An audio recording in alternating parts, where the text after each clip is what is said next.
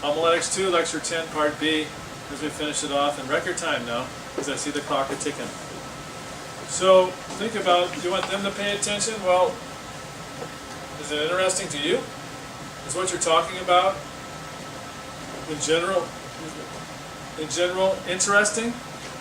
How, pray tell, will something you preach be interesting to the somewhat backslidden, unspiritual church folk that are sitting in your pews, when it isn't even that interesting to you, who is supposed to be a spirit-filled Christian, the preacher? If it doesn't strike your fancy, why would it strike theirs? If you're not excited about it, why are they going to be? Why? You can say, because it's a Word of God. Well, are you excited about it? And be honest with yourself. Is this going to be a real... If you were listening to this message, given the way you're going to give it, is it going to be exciting for you? Sitting out there, you're like, oh, no. Some things, though, are basics you have to cover. That can still be, you can put it in a way that's exciting, thrilling, rejoicing, or something you can get passionate about. You understand that Jesus Christ died for you on the cross, but you don't have to say it like a robot would say it. You can put passion, and it's exciting to hear about Jesus. So it's important, or paramount, for your preaching and teaching to first be very interesting and profound to you personally. It needs to be content that intrigues you and motivates you, convicts you, and leads you. What you're saying should do that. It has to have some punch to it. So much so that, red text, the sermon you are preaching, back it up, so much so that the sermon you are preparing preaches to you. I'll say it again, the sermon you're preparing preaches to you before it ever is going to have a chance to preach to them. And that's true. They can still, God can use it, but I think He's going to use it a lot more when it's already affected you. You see the importance. Because there's parts of my sermons that are maybe more, it's not I'm thrilled about, but then there's some parts that I really want to get to this part. I'm excited about it. I'm going to teach something dramatic here, or I'm going to take this and really help motivate them, I think. God is. So, black text, does your halfway prepared sermon or lesson speak to you? It really does it? Be honest. If it doesn't speak to you, it probably is not going to speak much to those that have come to hear you this coming Sunday or whenever. If the sermon is basically a dud, nothing happens, why even bother preaching it? Sometimes you say, well, that's the next in the list, I've got it covered. No.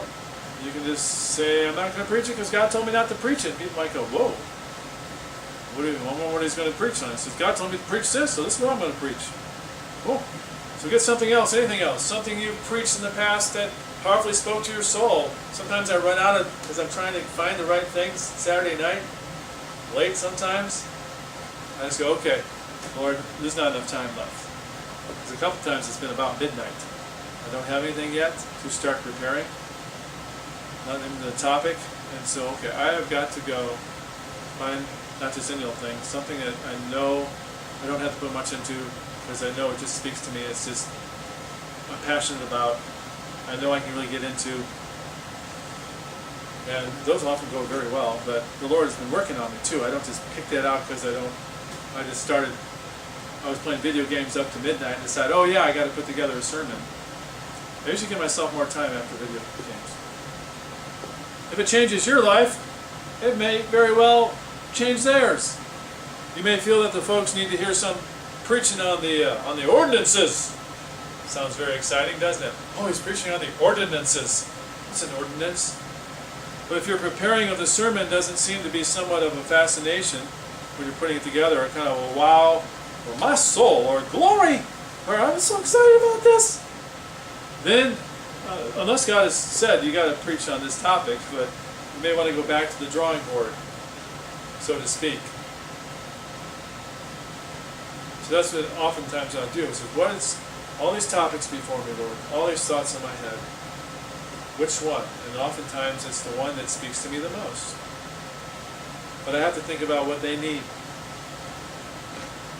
Talk about what fascinates you. What would you preach if you had the choice of anything to preach on? Well, actually you do. What would you preach?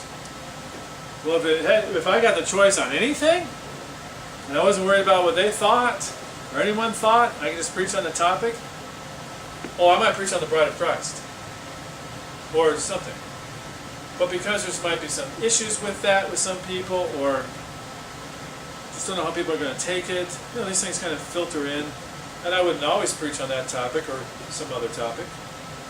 But if I just had this Sunday, preach on anything you want, and the only person out there is going to be Brother Bo and your family. His family and my family. Okay. So I can probably preach on anything I want. You're not going to get too befuddled. I don't know what the topic would be. Okay. So, make it interesting to you, and it's going to be interesting to them. So I repeated that many times, but that's a key thing. Interesting to you, it's probably going to be interesting to them. Time will tell. Okay, does time matter?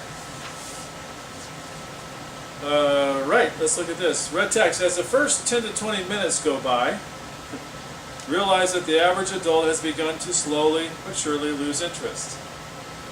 And you're maybe just at the halfway point or a little past it, about the 20-minute mark. Black text. They are starting to have to fight in order to keep focus, like you've been doing, brother. No, you're doing fine, but it takes effort. Having the notes before you maybe helps. So we're just having to listen, because it's hard to track it that way. Some people listen very well but can't read well, and vice versa. Easily distracted. They're dividing their attention between you and some other thing or thoughts in their mind. This happens to me, even when I'm preaching, but definitely when I'm sitting out there. Realize that at some point, about halfway through your all-inspiring, awesome sermon, you're going to start losing people, more so than you've lost already. They're going to be at various levels of semi-consciousness. What are you going to do? Oh, well, we'll just have to get her done, I guess. I mean, I'm just going to have to finish. And, well, damage control. Well, at least it's in part your responsibility to do something. I need to. I have to. See, I don't think about this in the middle of a sermon. I go, hey, we're past the halfway point. I'll let them know that at least. But there's 15, 20 minutes left. And we're probably getting some antsiness going here. What do? I don't do anything. I don't typically think about anything to do. So you got them in this state of consciousness. You need to get them out of it. Should you tell them from the onset that the message will be about such and such minutes long? Is that good to do? I don't know. It could be. Well, if you say that it's going to be a short one today, it's only going to be about 30 minutes. So I've said this before, not quite that way, but something like that. Well, this might offer them some motivation and say, hey, this is going to be a short one. Okay, I'll pay attention. I don't have to go a long haul. But if you let them know the sermon today is going to be a long one. Oh, it's going to be long. Get prepared, people. This is going to be the longest sermon I've ever preached. Are you going to be going, or are you going to be going, brother, be honest, don't say it, but you're probably going, really? Seriously? How long is that going to be? It's going to be well over an hour, brother. Okay. All right, get back out of the flesh now. Get back to spiritual. Yeah, that can happen. So be careful on that. I would never say this is going to be a long one. Don't do that. Okay, my little words of advice. Most will get used to sermon lengths by their preacher. You get conditioned for it. Most people are conditioned from 30 to 45 minutes of actual sermon time. So it may be different in different groups, but that's what I'm used to. Sometimes it goes an hour, sometimes 30, but usually never less than 30. Not too common unless it's a special event to be beyond an hour for any preacher I hear. Though it's usually special events I go to. So they have a threshold. They have something they're used to. So be careful about, especially going longer. I need to remember this. You go longer, you talk about losing folks. Even your best guys, you're going to be starting to lose. So that last part of the sermon is this. It didn't even exist for a lot of them. You want to go to an hour when you usually stop at 45 minutes? That 15 minutes is down the toilet. Maybe.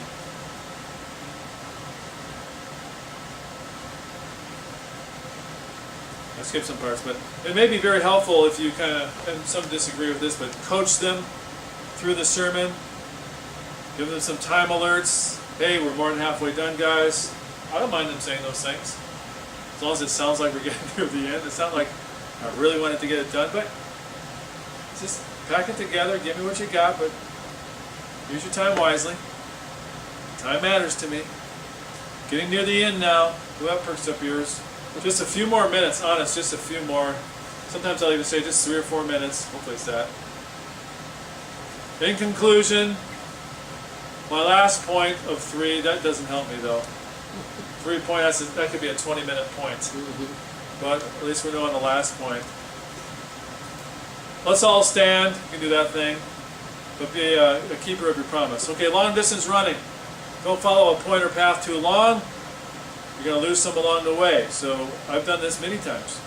Going to weeds, just following some point, this logical step-by-step progression, and it's just too much for people to follow. Don't spend 20 minutes pursuing some line of reasoning on why Noah was actually not drunk.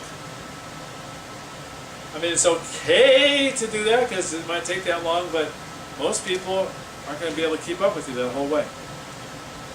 Might be a good point, but you might lose more than half the audience. Maybe spend 3 minutes on it, 5 minutes on it.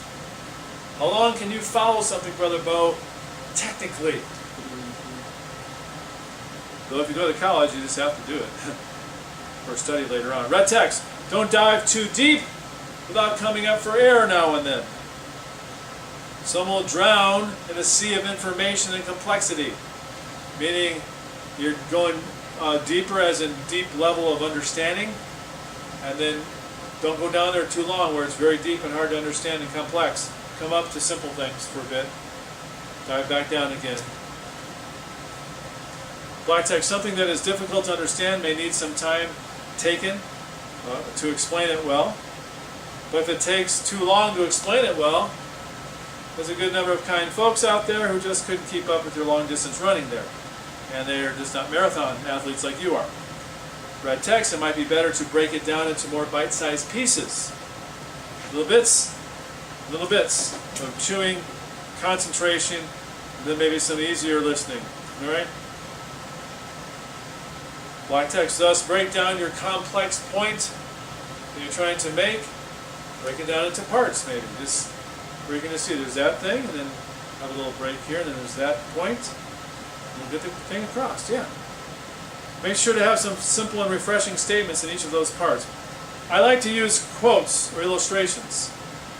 I like to use them, I don't use them that much, but when they're peppered through there, or even just some humor here and there, even planned humor, a joke here, that can help. That can be those little breaks that people need.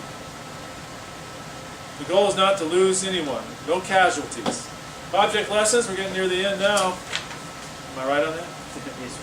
So object lessons. I almost never use an object lesson in my preaching, and maybe I should always use them, because they do work with adults.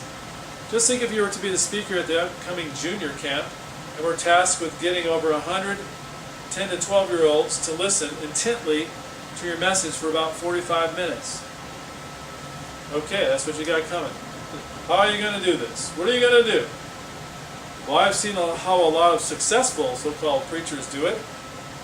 They involve, among other things, object lessons. They would have some visible object. 1 second here. This will be pretty easy. Not too many objects I can get right off the bat here, but this doesn't really capture your attention, does it? Let me do something else. This is a little bit different. We're having up front, a hymnal wouldn't be that bad.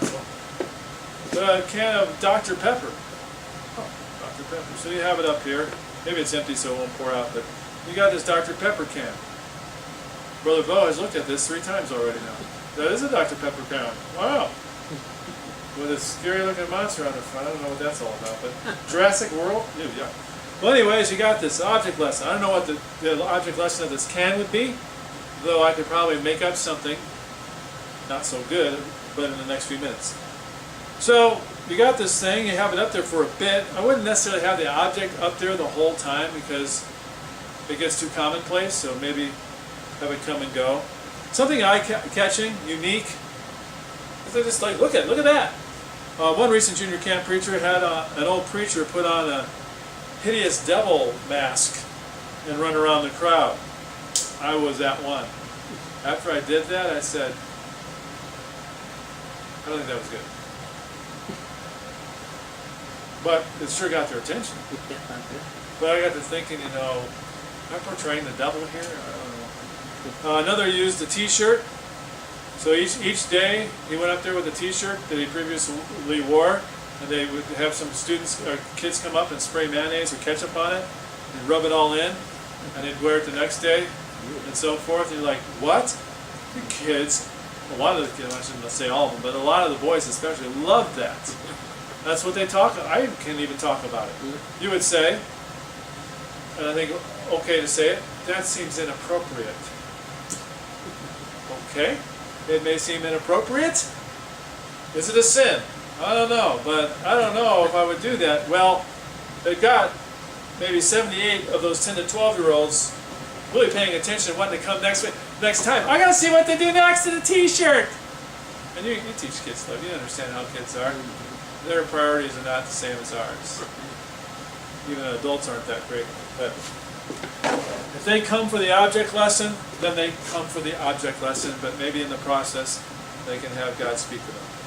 All right, that's the point there. My favorite object lesson is using one of the kids in the audience. I would already have them agree to it beforehand. Call them up front and follow your instructions and give a visible example of what you're talking about. You're already talking about it. Are you okay with me doing that? Okay, I'm going to do that. And you. All right, got it? Good? You're not nervous about it? If you are, you don't have to do it. You're cool? Okay, we'll do it. And that can, at least those 2 or 3 are going to be awake. Red text, a child often never has activated any interest in what you're saying. Okay, back it up. A child often never has activated any interest in what you're saying, so there can be no loss of interest. Not even interested at all. Black text, how does one get it in the first place? Maybe there's a little interest because, okay, here comes this guy to talk now. But how do you really activate it? Okay, catch their interest from the beginning. Oh, yeah, the loud explosions. Mention, children, listen to this. I don't know how good that's going to be. Hey, listen to this. Make me listen to this. Don't just say listen to this. Do something that gets me to listen to you. Because that's a command. Listen to me. Don't you hear me? You ever say that to your children? I'm talking to you. Yeah. Call out one of their names. Act like a goon for just a little bit. Hey, I'm going to give away this $. Does anyone want this stuff? And I understand. You shouldn't be giving away money because you're like buying. Okay. $1. I used to give out dimes. I'd throw a dime out for this. They don't understand the value of a dime. Most of the 7, 8-year-olds, they're like, hey, dime, I got money. I had 10 dimes. When I did Kids Club, some of the times I did this. I go, who's going to get this dime now? A couple will pay attention, a couple will like, it's only a dime. But if I got enough of those, that could buy me some stuff. Yeah, I understand. I understand. They should just sit there and want to hear the Word of God, and they should want to be close to God, and yeah, they should, but do they? Do most of them? Even the best kids? Should you wear a devil's mask? Have a t-shirt soaked with mustard stains and other stuff that they want to see? I've not seen too many famous preachers employ object lessons for adults, though. But some have, and I think it's okay to do it, but I would be a little more careful in doing things just for the craziness of it. The good of it is that it can be used to arouse the senses and get them to listen more intently, and it can help them visualize what it is that you are talking about. Especially, yeah, if that picture is worth 1,000 words, you don't forget that. And maybe online students, you can think of someone who did that, and you can picture that object right now that they used, years later. The downside of object lessons with adults is that it can lower the tone to kind of being silly or worldly. It can make preaching into kind of a circus. If the object lessons kept becoming more and more impressive, kind of outdo the last one, it might cause the adults to become like children, always expecting what's the next neat thing he's going to do for me. Do grown-ups really need such things? Closing with this, red text, object lessons shouldn't be needed for an adult to pay attention to the sermon or lesson. Shouldn't be needed, okay, I agree. But they can be cautiously employed if desired, in my view. However, children probably will need an object lesson in order to pay attention. Thus, they should be used frequently. I think you do that in your classes. Amen. All right.